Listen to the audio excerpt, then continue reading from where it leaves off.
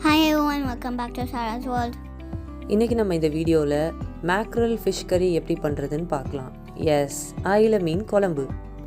First நம்ம masala ready பண்ணிடலாம். Stove on பண்ணி அதில் கடாய் வச்சுக்கோங்க. கடாய் சூடானதும் அதில் 12 ரெட் சில்லி ஆட் பண்ணிக்கோங்க. அது கூட 3 டேபிள் ஸ்பூன் மல்லி, 2 டேபிள் ஸ்பூன் ஜீரா ஆட் பண்ணிக்கோங்க. இது நல்லா பொன்னிறம் ஆகிறதுக்கு ஒரு 2 மினிட்ஸ் வரைக்கும் ட்ரை ரோஸ்ட் பண்ணிக்கோங்க. இதை ஒரு மிக்சர் ஜாரில் ஆட் பண்ணி இதை பவுடர் பண்ணிக்கோங்க. ட்ரை ரோஸ்ட் பண்ணதுக்கப்புறம் அதை ஆற விட்டுட்டு அதுக்கப்புறமா மிக்சர் ஜாரில் ஆட் பண்ணுங்கள். சூடாக நம்ம அதை பவுடர் பண்ணக்கூடாது.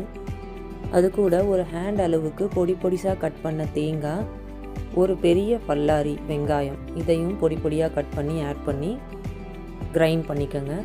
குழம்புக்கு தேவையான மசாலா ரெடி ஆயிடுச்சு. ஒரு கடாயில் 2 டேபிள் ஸ்பூன் நல்லெண்ணெய் சேர்த்துக்கோங்க. நல்லெண்ணெய் சூடானதும் அதில் 2 பச்சை மிளகாய் ஆட் பண்ணுங்கள். 3 நல்ல பழுத்த தக்காளியை பொடிசாக கட் பண்ணி ஆட் பண்ணுங்கள். தக்காளி நல்லா வதங்குறதுக்கு கொஞ்சம் சால்ட் ஆட் பண்ணிக்கோங்க. சால்ட் ஆட் பண்ணிட்டு நல்லா வதக்கி விடுங்க. பவுலில் ஒரு எலுமிச்சை சைஸ் அளவுக்கு புளி எடுத்து அதில் கொஞ்சம் ஹாட் வாட்டரில் போட்டு ஊற வைங்க. நீங்கள் நார்மல் வாட்டர் கூட இதுக்கு யூஸ் பண்ணலாம் புளியை ஊற வைக்கிறதுக்கு. பட் இங்கே கிளைமேட் ரீசன்னால் நான் ஹாட் வாட்டர் யூஸ் பண்ணியிருக்கேன். தக்காளி நல்லா எண்ணெயோட மர்ஜ் ஆகி வதங்கி வரணும். இந்த டைமில் 1/4 டீஸ்பூன் மஞ்சள்தூள் ஆட் பண்ணிக்கோங்க. இந்த டைமில் நம்ம மசாலா ஆல்ரெடி அரைச்சி வச்சுருந்ததை இந்த தக்காளி கூட ஆட் பண்ணிக்கணும். மசாலா ஆட் பண்ணதுக்கப்புறம் 2 கப் வாட்டர் இது கூட ஆட் பண்ணிக்கோங்க. புளி ஆல்ரெடி ஊற வச்சுருந்தோம்ல, அதிலிருந்தும் புளி தண்ணி எடுத்து 1 கப் ஆட் பண்ணிக்கோங்க. இந்த மசாலாவை நல்லா மிக்ஸ் பண்ணி விடுங்க. இப்போது இந்த கறியை ஒரு மூடி வச்சு கவர் பண்ணி 20 மினிட்ஸ் வரைக்கும் குக் பண்ணுங்கள்.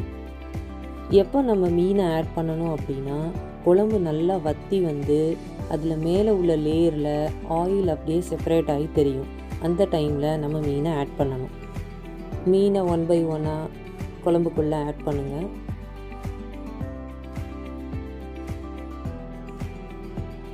ஃபிஷ் ஆட் பண்ணதுக்கப்புறம் குழம்ப கரண்டி வச்சு கிண்டக்கூடாது.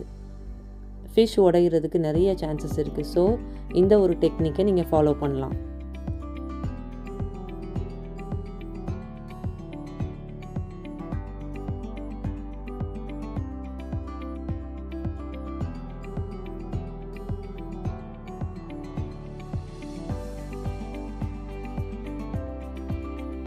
எஸ், இதுதான் அந்த டெக்னிக். ஃபிஷ் ஆட் பண்ணி கரெக்டாக 10 மினிட்ஸ் வரைக்கும் குக் பண்ணுங்க. அதுக்கப்புறம் ஸ்டவ்வை ஆஃப் பண்ணிடுங்க. நம்ம இப்போ ஃபைனல் ஸ்டெப்புக்கு ரீச் ஆகிட்டோம்.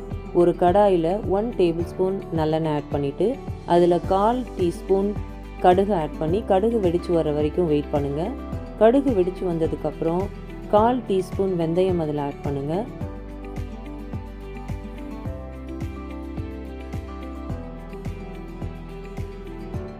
அது கூடவே ஒரு கொத்து கருவேப்பிலை ஆட் பண்ணிக்கோங்க. கறி லீவ்ஸ் ஆட் பண்ணுறது மீன் குழம்புக்கு நல்ல டேஸ்ட் கொடுக்கும்.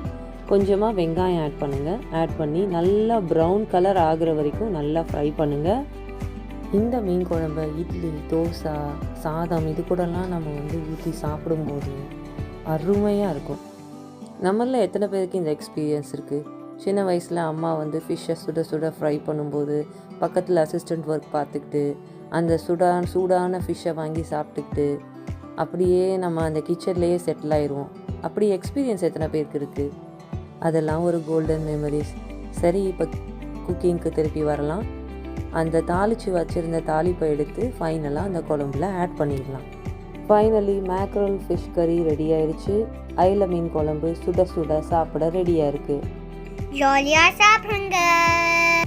நெக்ஸ்ட் ஒரு நல்ல ரெசிபியோடு உங்களை மீட் பண்ணுறேன். until then bye.